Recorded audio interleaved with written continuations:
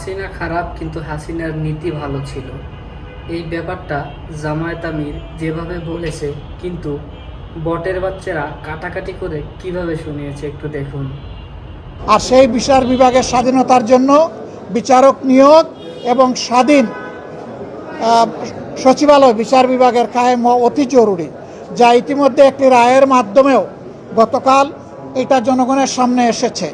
আমরা বলেছি সংবিধান এবং সর্বশেষ রায় এই দুইটাই বলে দিচ্ছে যে এই দুই জায়গায় হাত দেওয়া সঙ্গত নয়, এটি অন্যায়, এটি বিচার বিভাগের উপরে নির্লজ্জ হস্তক্ষেপের সামিল। সুতরাং এখানেও আমরা ডিফার করেছি।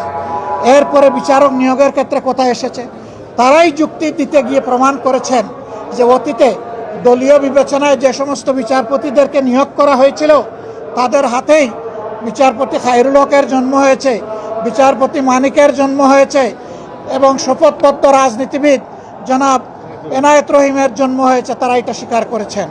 আমরা সেই জায়গাটাই ফোকাস করেছিলাম যে বিচার বিভাগের নিয়োগ যদি নির্বাহী বিভাগের কর্তৃত্বের ভিতরে থাকে তাহলে বিচার বিভাগে এই ধরনের দুর্ঘটনা ঘটতেই থাকবে এবং জনগণ ন্যায় বিচার থেকে বঞ্চিত হবেন।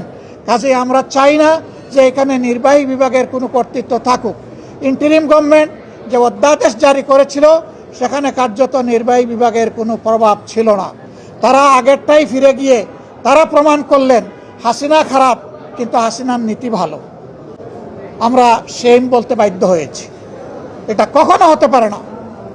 যে পদ্ধতি ফ্যাসিবাদের জন্ম দিয়েছিল সেই পদ্ধতি আবার বাংলাদেশের বিচার ব্যবস্থায় ফিরে আসুক, এটা আমরা কামনা করি না, এটা আমরা চাই না।